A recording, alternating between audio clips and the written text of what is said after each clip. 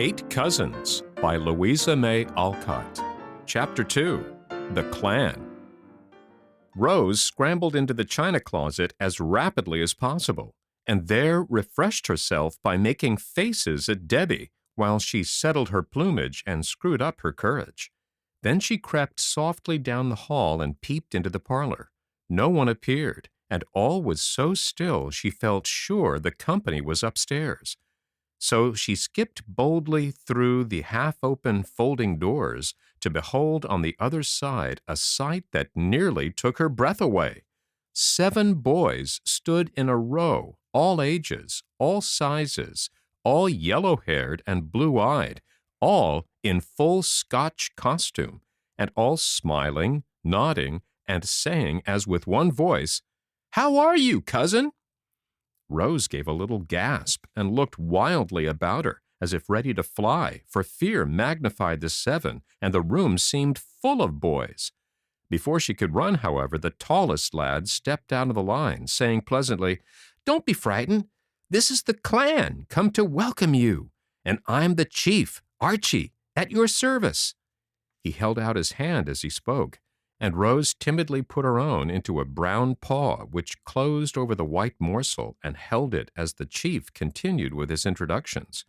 "We came in full rig, for we always turn out in style on grand occasions. Hope you like it. Now I'll tell you who these chaps are, and then we shall be all right.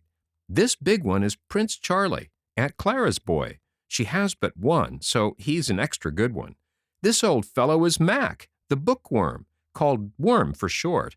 This sweet creature is Steve the dandy. Look at his gloves and topknot, if you please.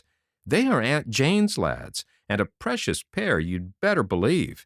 These are the brats, my brothers, Geordie and Will, and Jamie the baby. Now, my men, step out and show your manners." At this command, to Rose's great dismay, 6 more hands were offered, and it was evident that she was expected to shake them all. It was a trying moment to the bashful child, but remembering that they were her kinsmen come to welcome her, she tried her best to return the greeting cordially. This impressive ceremony being over, the clan broke ranks, and both rooms instantly appeared to be pervaded with boys. Rose hastily retired to the shelter of a big chair and sat there watching the invaders and wondering when her aunt would come and rescue her. As if bound to do their duty manfully, yet rather oppressed by it, each lad paused beside her chair in his wanderings, made a brief remark, received a still briefer answer, and then sheered off with a relieved expression.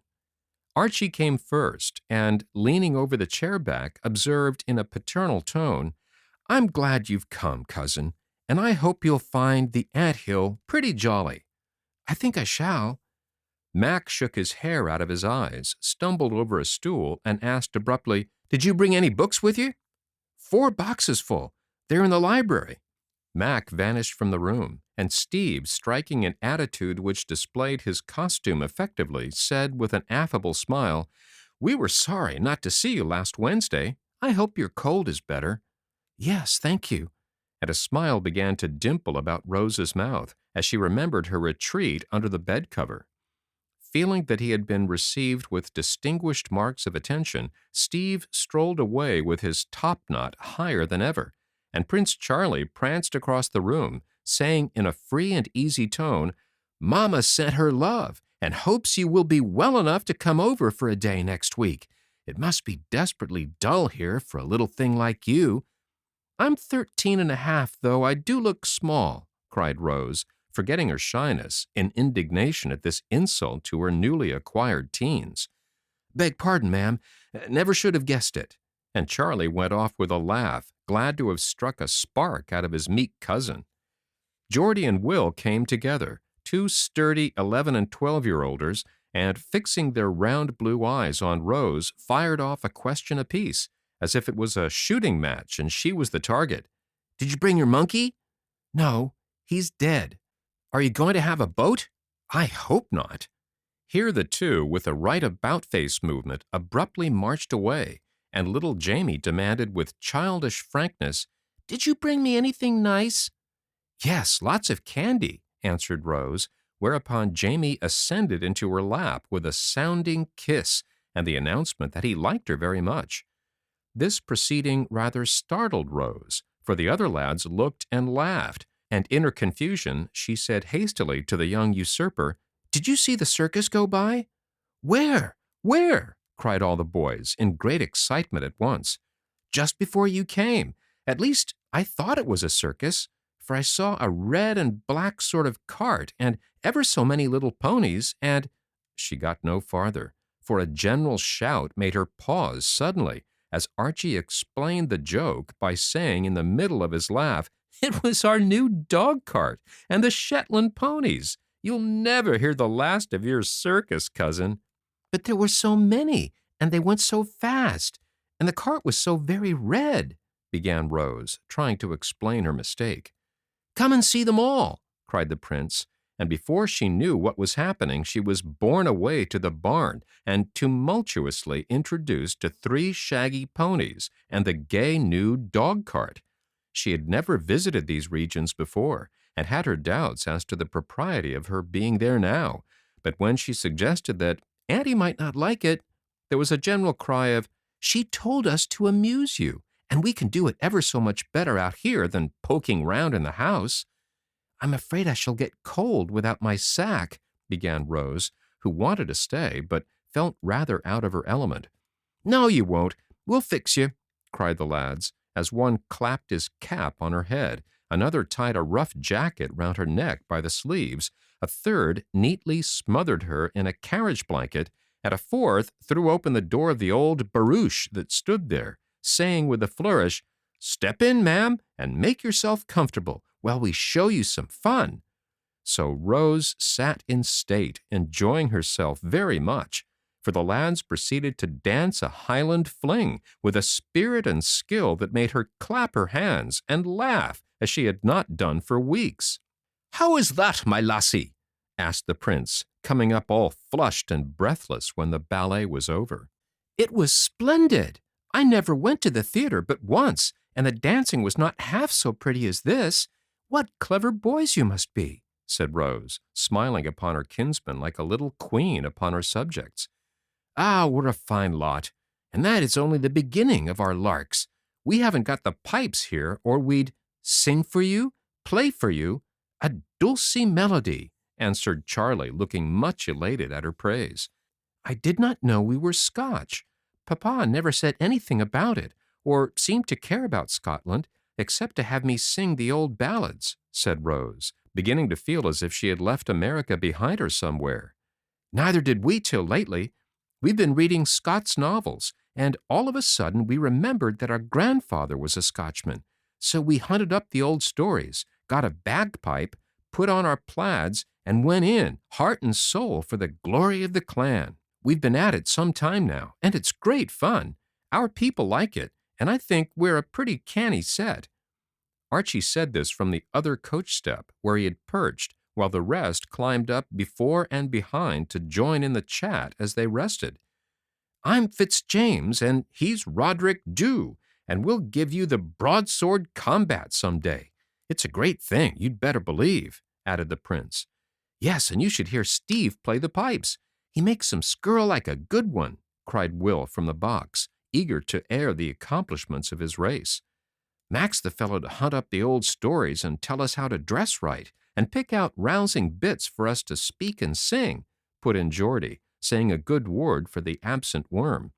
"And what do you and Will do?" asked Rose of Jamie, who sat beside her as if bound to keep her in sight till the promised gift had been handed over. "Oh, I'm the little foot-page, and do errands, and Will and Geordie are the troops when we march, and the stags when we hunt, and the traitors when we want to cut any heads off." "They're very obliging, I'm sure," said Rose, whereat the utility men beamed with modest pride and resolved to enact Wallace and Montrose as soon as possible for their cousin's special benefit. "Let's have a game of tag," cried the prince, swinging himself up to a beam with a sounding slap on Stevie's shoulder. Regardless of his gloves, Dandy tore after him, and the rest swarmed in every direction as if bent on breaking their necks and dislocating their joints as rapidly as possible. It was a new and astonishing spectacle to Rose, fresh from a prim boarding school, and she watched the active lads with breathless interest, thinking their antics far superior to those of Mops, the dear departed monkey.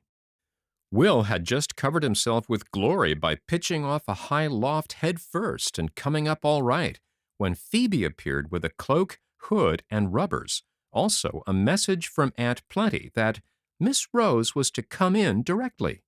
"All right, we'll bring her," answered Archie, issuing some mysterious order which was so promptly obeyed that before Rose could get out of the carriage, the boys had caught hold of the pole and rattled her out of the barn, round the oval, and up to the front door with a cheer that brought two caps to an upper window and caused Debbie to cry aloud from the back porch, "Them harum-scarum boys will certainly be the death of that delicate little creature." But the delicate little creature seemed all the better for her trip and ran up the steps looking rosy, gay, and disheveled, to be received with lamentation by Aunt Plenty, who begged her to go and lie down at once. "Oh, please don't. We have come to tea with our cousin, and we'll be as good as gold if you let us stay, Auntie," clamored the boys, who not only approved of our cousin, but had no mind to lose their tea for Aunt Plenty's name, but feebly expressed her bountiful nature. "Well, dears, you can, only be quiet, and let Rose go and take her iron and be made tidy, and then we will see what we can find for supper," said the old lady as she trotted away, followed by a volley of directions for the approaching feast. "Marmalade for me, Auntie. Plenty of plum cake, please. Tell Debbie to trot out the baked pears. I'm your man for lemon pie, ma'am. Do have fritters. Rose will like 'em. She'd rather have tarts, I know." When Rose came down 15 minutes later, with every curl smoothed and her most beruffled apron on, she found the boys loafing about the long hall and paused on the halfway landing to take an observation, for till now she had not really examined her newfound cousins. There was a strong family resemblance among them, though some of the yellow heads were darker than others, some of the cheeks brown instead of rosy, and the ages varied all the way from 16-year-old Archie to Jamie, who was 10 years younger. None of them were especially comely, but the prince, yet all were hearty, happy-looking lads, and Rose decided that boys were not as dreadful as she had expected to find them. They were all so characteristically employed that she could not help smiling as she looked. Archie and Charlie, evidently great cronies, were pacing up and down, shoulder to shoulder, whistling Bonnie Dundee. Mac was reading in a corner, with his book close to his near-sighted eyes. Dandy was arranging his hair before the oval glass in the hat stand. Geordie and Will investigating the internal economy of the moon-faced clock, and Jamie lay kicking up his heels on the mat at the foot of the stairs, bent on demanding his sweeties the instant Rose appeared. She guessed his intention and forestalled his demands by dropping a handful of sugar plums down upon him. At his cry of rapture, the other lads looked up and smiled involuntarily, for the little kinswoman standing there above was a winsome sight with her shy, soft eyes, bright hair, and laughing face. The black frock reminded them of her loss and filled the boyish hearts with a kindly desire to be good to our cousin, who had no longer any home but this. "There she is, as fine as you please," cried Steve, kissing his hand to her. "Come on, missy, tea is ready," added the prince encouragingly. "I shall take her in," and Archie offered his arm with great dignity, an honor that made Rose turn as red as a cherry and long to run upstairs again.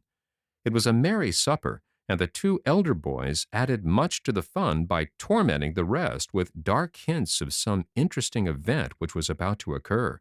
Something uncommonly fine, they declared it was, but enveloped in the deepest mystery for the present. "Did I ever see it?" asked Jamie. "Not to remember it, but Mac and Steve have, and liked it immensely," answered Archie, thereby causing the two mentioned to neglect Debbie's delectable fritters for several minutes while they cudgeled their brains. "Who will have it first?" asked Will, with his mouth full of marmalade. "Aunt Plenty, I guess." "When will she have it?" demanded Geordie, bouncing in his seat with impatience. "Sometime on Monday." "Heart alive, what is the boy talking about?" cried the old lady from behind the tall urn, which left little to be seen but the topmost bow of her cap. "Doesn't Auntie know?" asked a chorus of voices. "No, and that's the best of the joke, for she's desperately fond of it." "What color is it?" asked Rose, joining in the fun. "Blue and brown." "Is it good to eat?" asked Jamie. "Some people think so, but I shouldn't like to try it," answered Charlie, laughing so he spilt his tea. "Who does it belong to?" put in Steve. Archie and the prince stared at one another rather blankly for a minute. Then Archie answered with a twinkle of the eye that made Charlie explode again. "To Grandfather Campbell!" This was a poser, and they gave up the puzzle, though Jamie confided to Rose that he did not think he could live till Monday without knowing what this remarkable thing was. Soon after tea, the clan departed, singing "All the Blue Bonnets Are Over the Border" at the tops of their voices. "Well, dear, how do you like your cousins?" asked Aunt Plenty, as the last pony frisked around the corner and the din died away. "Pretty well, ma'am, but I like Phebe better," an answer which caused Aunt Plenty to hold up her hands in despair and trot away to tell Sister Peace that she never should understand that child, and it was a mercy Alec was coming soon to take the responsibility off their hands. Fatigued by the unusual exertions of the afternoon, Rose curled herself up in the sofa corner to rest and think about the great mystery, little guessing that she was to know it first of all. Right in the middle of her meditations, she fell asleep and dreamed she was at home again in her own little bed.